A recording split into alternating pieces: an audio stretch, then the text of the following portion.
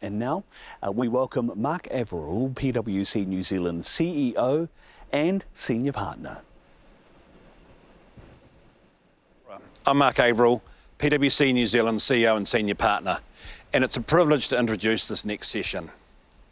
PwC has been associated with the APEC CEO Summit for 12 years, and we're proud to have played a part in bringing it to New Zealand this year as the exclusive knowledge partner. Over the last day or so, we've heard a lot about the importance of the APEC region participating in the growth and the rebuild of the world's economy.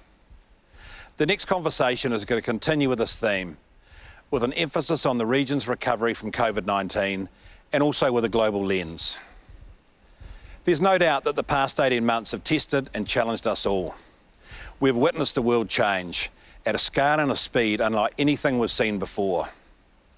Prior to the pandemic, we were already immersed in the impacts of digital disruption, geopolitical differences, as well as their various environmental, social and governance-related issues. As the pandemic has evolved from not just a health crisis, but to an economic and social crisis, these trends have intensified and accelerated. And as the world changes, businesses must also change. They also need to respond to the rising expectations and play an even bigger role in solving some of society's most important issues. The stakes are getting higher and businesses have to reset and rethink how they might do things differently. And at PwC, our job is to help them do just that. We help our clients plan for the future and understand the trends that will enable them to remain relevant for the years to come. We've recently launched the new equation, our new global strategy, where we have identified the two most urgent needs that are facing our clients today: the need to build trust and the need to deliver sustained outcomes. We believe solving for these two interconnected needs will enable us to help our clients and broader stakeholders make bigger and better decisions to advance our society. It'll also provide more opportunities for our people. It's ultimately how we're delivering our PwC purpose: to build trust in society and solve important problems. To bring this to life, PwC has made a number of commitments, including net zero greenhouse gas emission by 2030, creating new jobs and investing in areas such as ESG and digital transformation, as well as increasing our diversity and upskilling our teams for the digital future. We also recognise that to make demonstrable change, businesses, government and communities must come together to solve society's greatest challenges. That's why working with APEC and being actively involved in the CEO Summit is so important for us here at PwC. It's with this context that I'm honoured to be given this opportunity to introduce the next panel discussion. Respected European leader, German Chancellor Angela Merkel, along with the New Zealand Prime Minister, the Right Honourable Jacinda Ardern, will discuss the global recovery and consider why APEC and Europe need each other as the world builds back after the global pandemic. Angela Merkel has been the Chancellor of Germany since November 2005. She's the first woman and the first East German to hold this office. In foreign policy, Angela Merkel has focused on international cooperation, where she played a central role in the negotiation of the Treaty of Lisbon and the Berlin Declaration. She has also played a crucial role in managing the global financial crisis and the European debt crisis. For several years, she served as the senior G7 leader, and in 2014, she became the longest-serving incumbent head of the government in the European Union. In October 2018, Angela Merkel announced that she would not seek a fifth term as the Chancellor in the 2021 federal election. She continues to serve as Chancellor while the process of forming a new government continues. It's now my pleasure to introduce Chancellor of Germany, Angela Merkel, along with the Prime Minister of New Zealand, the Right Honourable Jacinda Ardern, in conversation with Microsoft President and Vice Chair, Brad Smith. Well, thank you, Mark, and it's my pleasure, really my honor, to host this conversation with two of the world's great leaders who have played such an important role during the last stage of COVID, who really have played such an important role on the world stage in recent years and even recent decades. Chancellor Merkel, Prime Minister Ardern, thank you for joining us. We have the opportunity to talk with both of you about a number of things that are important, I think not just to APEC, but to everyone around the world. And I thought I would start by looking back at the 2 years we've been working through this pandemic, unprecedented in our lifetime at least. As the two of you look back, what are the biggest challenges you've had to encounter and overcome in your roles leading two such important countries? Prime Minister Ardern, why don't I start with you since you're the host of APEC? Oh, thank you, Brad, and lovely to be with you, Chancellor Merkel. Do you know, so many challenges, I think, can be attributed to dealing with a pandemic in a time where we're more connected and more mobile than ever before.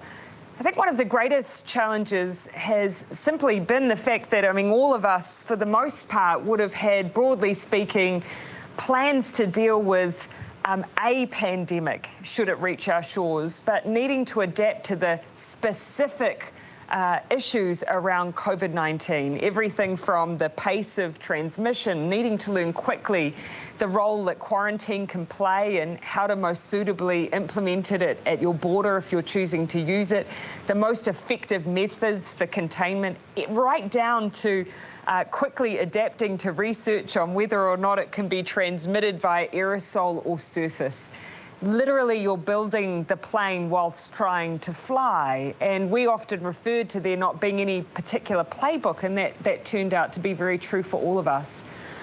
So I think alongside one of those challenges, though, came the need for us, as quickly as we learnt, to share that information with others. So one strategy we adopted, particularly to make sure that we were utilising all of the best skills and expertise of every sector, such as the private sector, was to be very open about the things that we were grappling with so that they could help co-design some of the answers. So in a nutshell, learning and adapting quickly. Chancellor Merkel, you were so fast to move in Germany. I think it's one of the things that we all frankly admired around the world, as I think in many ways you were well prepared. But as you look back, what has been the biggest challenge for you and your government working through this?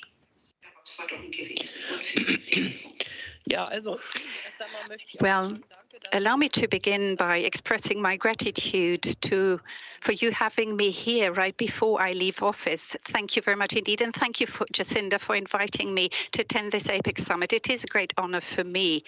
I think we started from different vantage points in our respective countries. New Zealand had a very strict zero COVID strategy that it pursued, whereas we developed a yardstick right from the outset, which was that we did not want to overstretch and overburden our health system. At the first stage, we were quite successful in managing this, but we quickly realized that the biggest challenge really was that you had to take action proactively, pursuing preventive measures. So once you see cases rising dramatically, you have to intervene immediately. Exponential growth and the understanding of what it means is not very well widespread in our societies. You know, that also explains why we have neglected the issue of climate change, because there we are witnessing exponential growth too. You have to act at a time where it is not yet visible in what way the case numbers are going to develop. Unfortunately, Germany is in the midst of the fourth wave now. We are registering a high increase in numbers. People may believe that it is a thing of the past, but we have to realize it's not over. Once again, we have to make sure our health system is not overstretched. We have to develop a sense for exponential growth and what it means. Acting preventively, these were for me the greatest challenges, and they continue to be the greatest challenges in the face of this pandemic. I think one of the interesting questions for both of you, I think for all of us around the world, is what will we take out of this pandemic? What have we learned that will make us stronger in dealing with a whole variety of challenges? Certainly, it's probably not surprising to hear that at a company like Microsoft, I focus in part on the value of data. We've all lived our entire lives waking up in the morning and looking at one piece of data. What's the weather forecast? What's the temperature going to be? And we've suddenly found ourselves looking at other data like COVID case rates, hospitalization rates, ICU bed utilization, all of which has been facilitated by rapid advances in data systems and the like. But Prime Minister Ardern, let me start with you. What do you take out of this that you think will be of service for all of the challenges you'll need to encounter in the years ahead? Oh, you really spoke to it there already, Brad. Bringing in the best expertise possible, the best science, research and evidence, particularly when, as I've said, you've got an evolving situation so that you can make those decisions with the best information possible. But probably a key takeout for me is the importance of socialising that information. And I think so often as policymakers, we often think that there's a very limited bandwidth that we have available, and so we'll utilise that short bandwidth to share not only in one breath probably the problem and then the solution and the policy that we've designed to answer it. With this pandemic, because of how quickly things were moving, we were often socialising the information in real time and sharing the data, the information, the problems that we were facing, which enabled actually, I think, the public to see what the natural solutions needed to be to accompany that. Very early on in the pandemic, I recall we all talked about, for instance, flattening the curve. But we soon discovered that in the models that we had, flattening the curve would still cause our hospitals to be overrun. So we talked openly about that and brought people on a journey with us that we'd need to do more than that. And that meant that we had some cohesion around our response. It meant that, some of the solutions which I previously just would not have imagined being able to do, like, for instance, having a period where we did use lockdowns to eliminate, everyone understood why. And it meant that it was much easier for us to do that because people would come on that journey. And I'll just finish by acknowledging that that also was a tactic that we used, or a tool that was useful in working in conjunction with business.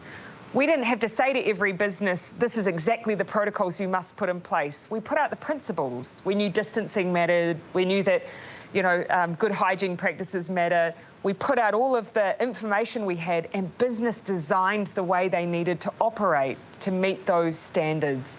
And they did a phenomenal job of adapting very quickly. So a good lesson for all of us, I think. Socialise the problem, and then you'll see the solutions generated.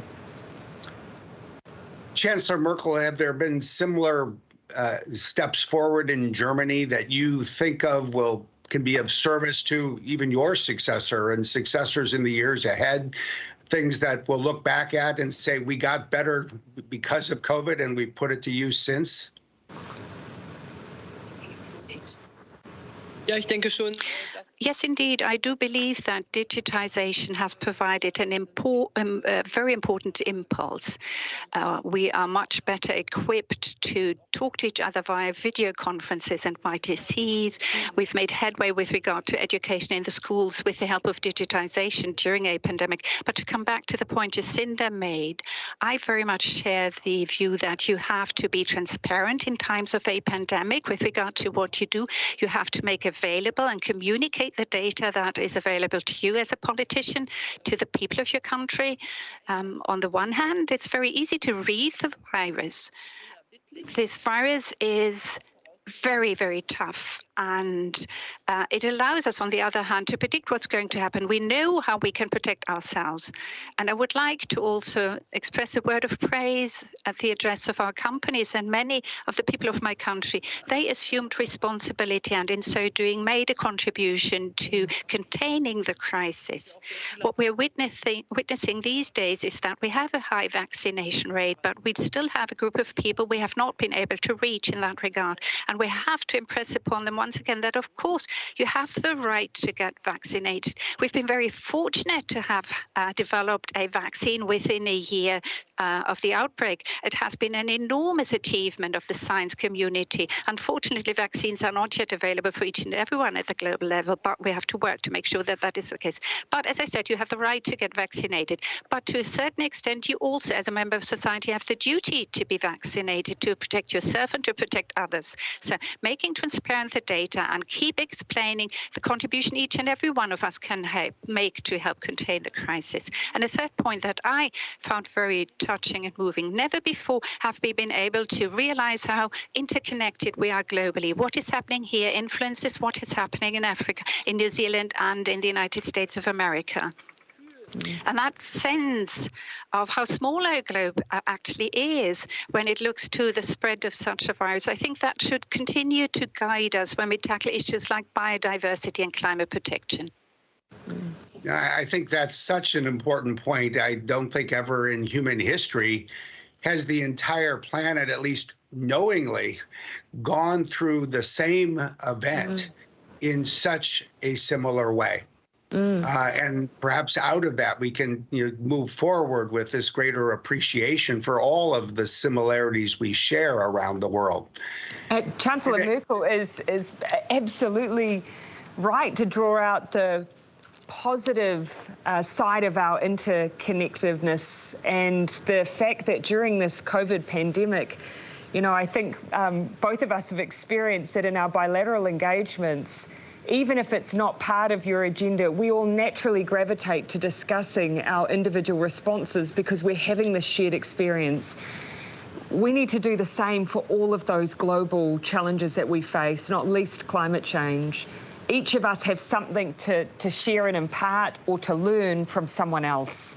And there's no other issue that is so driven by one another's activity and behaviour than climate change right now. And so that's, I imagine, also a shared learning for all of us. Well, I think that's a great point, Prime Minister Ardern. And if we look ahead, even after having to manage your countries, the economy on a month-by-month basis, why don't we look a decade ahead and think about the year 2030? If there's one prediction I would offer, it's that we will be talking more about climate and carbon than about COVID. How do you think about climate and carbon and the year 2030? Do you think we're moving fast enough? What more can and should we be doing?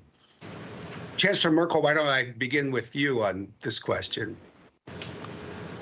Ja, ich war ja Umweltministerin. I used to be Minister for Environment at the time that COP1 took place, and I had the pleasure and honor to host it at the time. I'm now leaving office during COP26. The experience I have made over those years is that we did set things in motion during that period of time.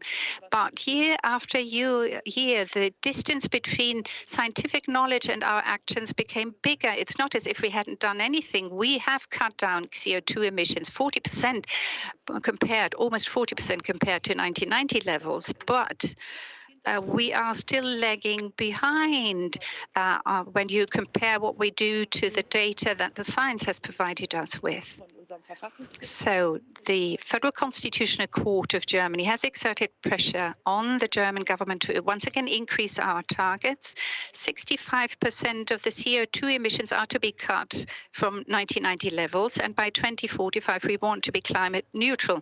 But this will be a major technological challenge because we have to completely transform mobility and energy production. Every energy source, energy we need and electricity we need has to come from renewables. So it's a major technological transformation, an upheaval that could be compared to industrialization in the 19th century. And of course, those countries that are technologically advanced and also have the highest living standard have to make the biggest contribution. And I think it's a wonderful thing that we can cooperate with the APEC countries here and to find good and interesting solutions for the world here. Prime Minister Ardern, you're sort of half a world away, but as you were just saying, this is an issue that really connects us all. I think if there's one thing that COVID and carbon share in common, unfortunately, is they both spread through the air and they don't respect borders. How does this issue look from your vantage point? And if I were to continue to draw from both perhaps the similarities, but perhaps also the differences between those two global challenges, I'd say that Some have argued that you saw a greater call to action and more urgency around the COVID challenge. And I've reflected on that and thought, well, actually, perhaps it's the immediacy that draws that out. Maybe that's why within our region and within the Pacific, climate change does feel very acute, because there is an immediacy to it. We can already see the effects of it here. And you can see the effects of it in other parts of the world as well, with those severe weather events. But in the Pacific, it is literally those rising sea levels that you can see now. When you visit some of our small island nations in the Pacific, you'll have their leaders who will point out to you where the sea sat when they were children versus where it is now. And literally, we have burial grounds that are now inundated. And that, to me, demonstrates how acute it is for the region. Now, we, as a country, we contribute 0.17% of the globe's emissions. And the point for me, though, is that you will never hear us say that that means our contribution should be any less than anyone else's, because the nature of a global problem is that no one can fall back to excuses. We all have to do our bit. In fact, as a developed nation, we need to do more. We have had to, like many others, though, make a very steep increase in our contribution, because we haven't done enough till now. And we are, to a degree, playing catch-up.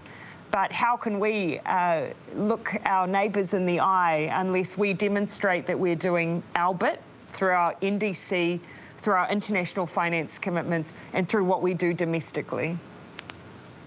Yeah, I was in Glasgow last week at the start of what has been a 2-week European trip for COP26. And I have to say, if there's one thing that perhaps gave me the greatest encouragement, it was just the combination of determination expressed by everyone there and a focus on measurement. Yeah. We like to say in business, you can't manage what you can't measure.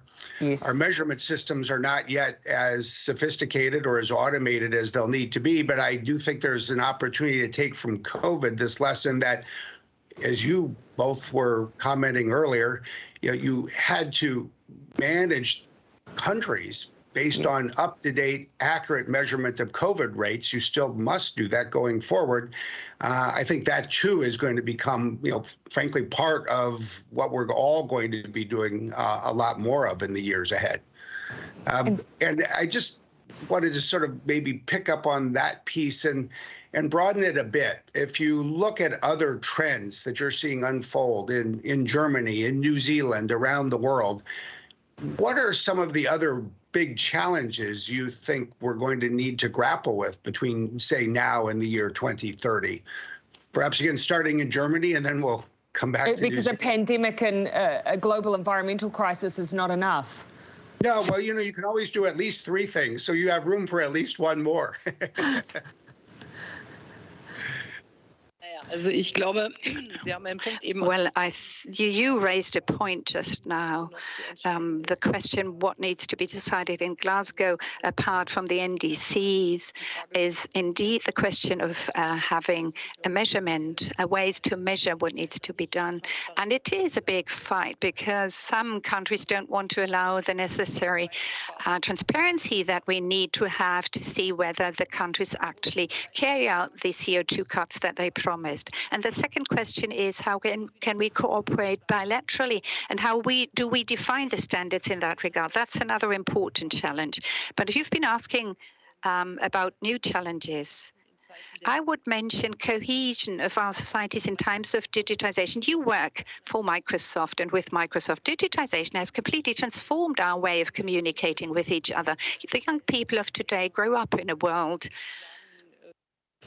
where, so to speak, facts and emotions are sometimes difficult to keep apart, keep separate. The hierarchies that we have come to know in our societies before that explosion of digitizations no longer exist, because information is available to each and everyone. But who weighs the information? Who tells me what is important for my life? Who teaches me to also accept different opinions? How can we train people when they use social media to distinguish between fake news and right news? I think that is indeed an enormous challenge these days. In the old days, we had certain events that happened in our societies, television reported about it, and the next day everyone talked about it. Today, everyone participates in his or her only social media program. You only engage in a bubble that you meet on the internet. How many partners do you have? How do I learn to engage in an open discussion, to accept opinions that are different from mine? How do I learn to listen to arguments of others? Or do I only meet with people who think like me? You know, these are challenges and problems for our societies that we need to address, I believe. The ethical, the social shaping of digitization in a positive sense of the term. I think that is so well put myself. I mean, even at a company like Microsoft, I have to say, I think perhaps disinformation has become almost the existential threat to the democracies of the world. If we look back, I think we find that if you can keep a people together, at least grounded in a common understanding of the facts of the day, great leaders, frankly, like the two of you, can then use that foundation to move forward and address whatever challenge comes our way.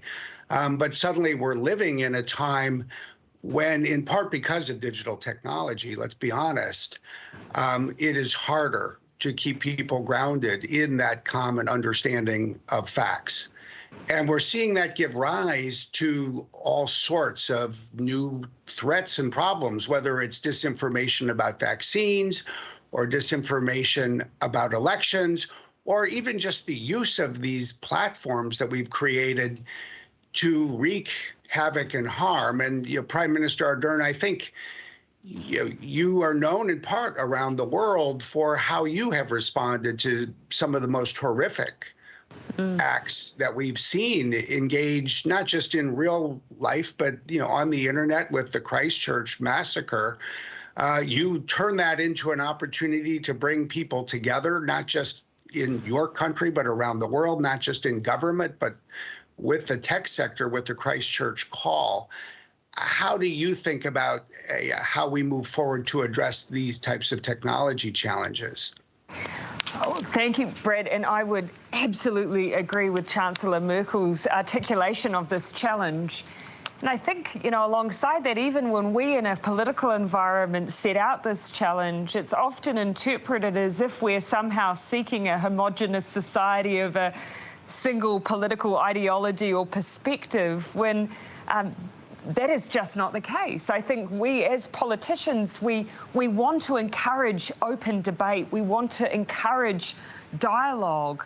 But unfortunately, as Chancellor Merkel has put it so well, we can't even necessarily step into a debate where the facts that you're debating are presented equally for everyone to then digest. When you're having a discussion around how best to manage a pandemic, you really are on the back foot if people don't believe that the pandemic in the first place is deadly, or that there is a role for, the use of modern science and technology in responding to that pandemic. The misinformation just makes that challenge that much harder, because your starting point, everyone will take a different view, but if you can't at least debate the facts as they stand, that is incredibly difficult.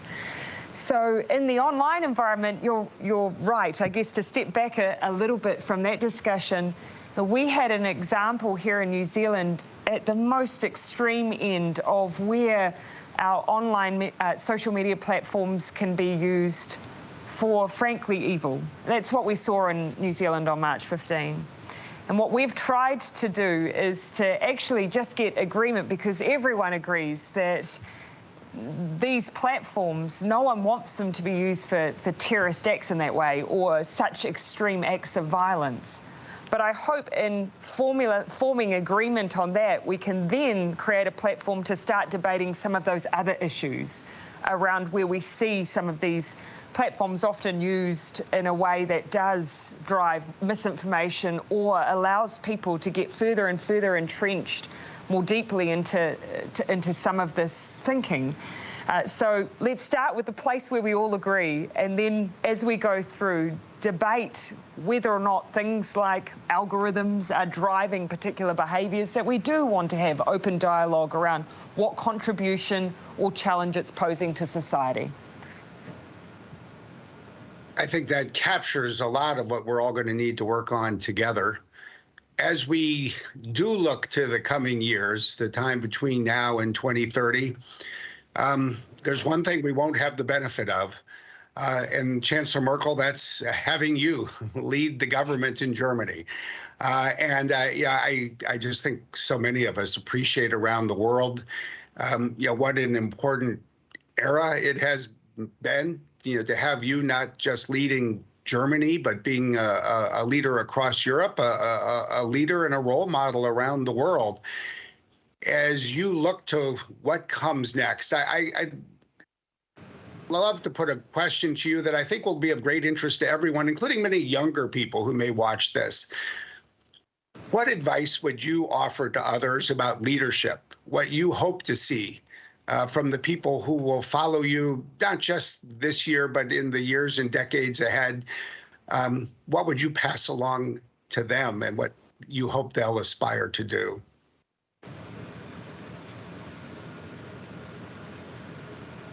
Well, we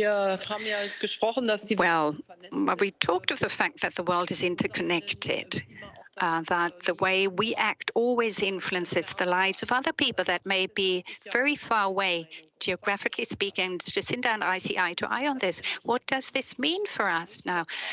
It means that whenever I engage in multilateral or bilateral cooperation, I have to try to see things from his or her point of view, to put myself in his or her place, try to understand why he or she acts as he or she does. What is their cultural background? What has characterized them? What has made them the person they are? If I want to achieve a compromise between people that start from different points of departure, I have to first try to understand what makes the other person tick. How does he or she develop his position or point of view? And that would be my wish, that they succeed in doing so. And a second wish I would express is that apart from trying to put yourself in the place of another person, try to understand it, but to engage in an open discussion, not pursuing a tactical motive, say I do this today, or perhaps I'd rather do it tomorrow or the day after tomorrow. But as I shape my opinion for my country, to the benefit of my country, I make that decision-making process transparent to others. And if I do so, I allow others to understand the way I've shaped my position. And I would wish to see others do the same. And that is what I would wish to see as part and parcel of multilateralism. If we were all to do that, we would be able to better solve many of the problems than we are able to do today, I believe. Well, I think that is a perfect transition back to you, Prime Minister Ardern, as the host of APEC. This thought about the importance of multilateralism, understanding other people's perspectives. As you think about all of the work that you've done this year as the host for APEC, are there some words of advice that you would offer everyone as we look to the future? Oh, I wouldn't be so bold as to offer anything in the form of advice. It has been a true honour and privilege for New Zealand to have the role of chair in this, critical time for the world. And I think the role that we have tried to take on is to really just drive pragmatic solutions that look to our collective well-being during this time of challenge. Everything from making sure that we're removing tariffs that get in the way of vaccines or consumables in a pandemic, to making sure that border movements are easier for the things that will help us overcome this health crisis. All of that speaks to Chancellor Merkel's point. We understood the collective good that could be done, and we cooperated with one another and worked together to find solutions. And if we could only, just for every global challenge that we face, do the same, Brad, if I might finish just by acknowledging Chancellor Merkel. One of my early meetings as a brand new Prime Minister, I was privileged enough to visit Germany and to meet with Chancellor Merkel. And to this day, I will recall fondly that she spent much of the bilateral engaging in questions and discussions to further probe my views on our part of the world. It's not often when you come from a small island nation that you'll find someone of such heft in the world of international diplomacy who felt so genuinely interested in the views of a humble New Zealander. Chancellor Merkel, your constant engagement with the world and thoughtfulness and willingness to hear the perspective of others, in my mind, is a reflection of a true leader, but also just a very good person. So I've always enjoyed our time together. I'm grateful for your leadership, and I thank you for it. Well, I can't think of a better way to conclude than with those words. So thank you, Prime Minister Ardern. Thank you, Chancellor Merkel.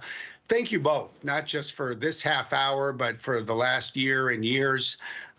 We're better off because of you. Chancellor Merkel, I'll give you the last word.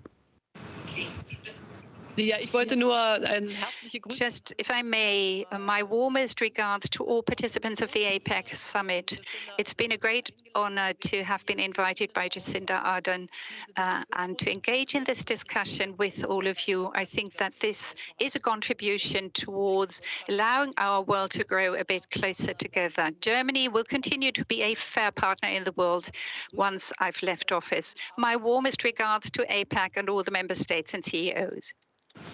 Okay. Thank you very much. Thanks to both of you. Bye.